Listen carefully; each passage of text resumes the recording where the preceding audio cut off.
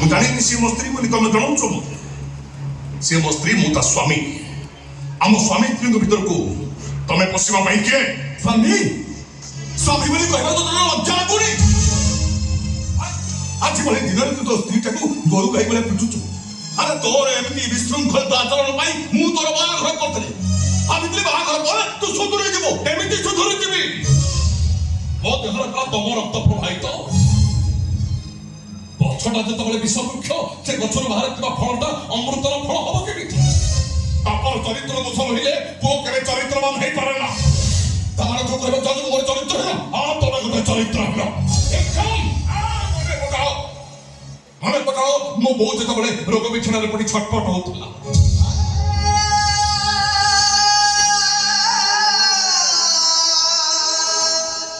ମୋ ବୋଉ ଯେତେବେଳେ ରୋଗ ବିଛଣାରେ ପଡି ଛଟପଟ ହଉଥିଲା, ତା ସେବା କରିବା ତ ଦୂରର କଥା, କେବେ ତା ପାଖରେ ବସି ତା ମୁଣ୍ଡ ଟିକେ ଆଉଁସି ଦେଇଛି? ମୋ ବୋଉ ରୋଗ ବିଛଣାରେ ପଡି ସେମିତି ଛଟପଟ ହଉଥିଲା। ତମେ ନୂଆ ନୂଆ ନାରୀ ମାନଙ୍କ ସହିତ ରାତି ବିତେଇଛ। ମୋ ବୋଉର ଯନ୍ତ୍ରଣା କ୍ଷେତ୍ର ମୁହଁ ପାଖରେ ସେମିତି ବସି ରହୁଥିଲ। ମୋ ବୋଉ ଆଖିରୁ ଯେତେବେଳେ ଯନ୍ତ୍ରଣାରେ ଦି ଧାର ଲୁହ ବୋହି ଯାଉଥିଲା, ମୋ ଛାତିରେ ନିଆଁ ଲାଗି ଯାଉଥିଲା। ସହିପାରିଲିନି ମୁଁ।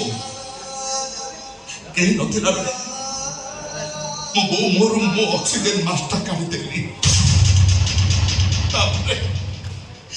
ତାପରେ ମୋ ବୋଉ ମତେ ଛାଡି ଗଲା। ମୁଁ କେତେ ଡାକିଲି, ଏ ବୋଉ ଉଠୁନ, ଆଉ ମୋ ବୋଉ ମୋ ଡାକ ଶୁଣିଲାନି।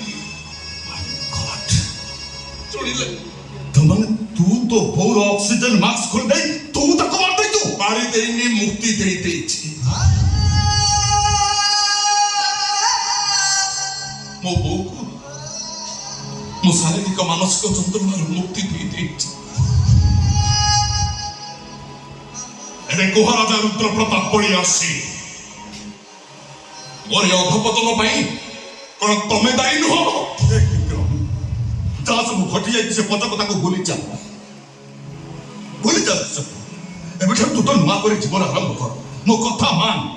ଠିକ ଅଛି, ତମ କଥା ମାନେ ପଛ କଥା ଭୁଲି ମୁଁ ଆଉ ଥରେ ନୂଆ କରି ଜୀବନ ଆରମ୍ଭ କରିବି, କିନ୍ତୁ ଗୋଟେ ସର୍ତ୍ତରେ। ତମେ ତମର ସବୁ ସମ୍ପତ୍ତି ମୋ ନାଁରେ କରି ରାଜ୍ୟ ଛାଡି ଚାଲିଯିବ। ତମକୁ ଦେଖିଲେ ମୁଁ କେବେ ଭଲ ମଣିଷ ହେଇପାରିବିନି। ତମର ତୁ କହିବାକୁ ଚାହୁଁଛୁ ମୋର ସବୁ ସମ୍ପତ୍ତି ତୋର ଦେଖିଦେ ମୁଁ ରାଜବଂଶ ଚାଲିଯିବି? ରାଜପୁତ୍ର ଯୋଗ୍ୟ ହେଇସାରିବା ପରେ ରାଜ୍ୟର ସବୁ ଭାର ରାଜପୁତ୍ରକୁ ଦେଇ ରାଜ୍ୟ ଛାଡି ଚାଲିଯିବା ରାଜାମାନଙ୍କର ଗୋଟାଏ ପରମ୍ପରା। ଏ କଥା ତମକୁ କଣ ଜଣା ନାହିଁ? ଯଦି ମୁଁ ସେଇ ରଥରେ ଅଂଶ ପୁରାଣର କଂସ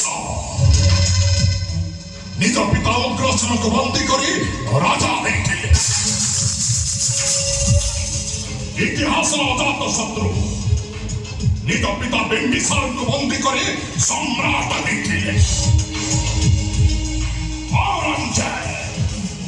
ନିଜ ପିତା ଶାହଜାହାନଙ୍କୁ ବନ୍ଦୀ କରି ସମ୍ରାଟ ପାଲଟିছে। ମୁଁ ବି ସେଇ ଦେଶର ରାଜକୁମାର।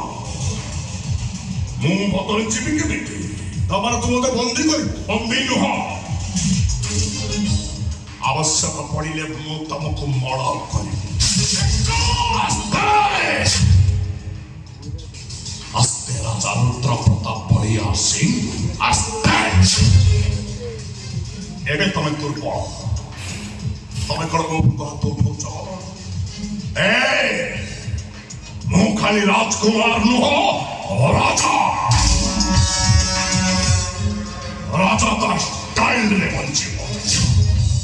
ଆଉ ଥରେ ମୋ କଥା ଉପରେ କଥା କହିବେ, এই অন্তরে পিটি পিটি তোমার পিঠিরু চমড়া উতারি দেবে।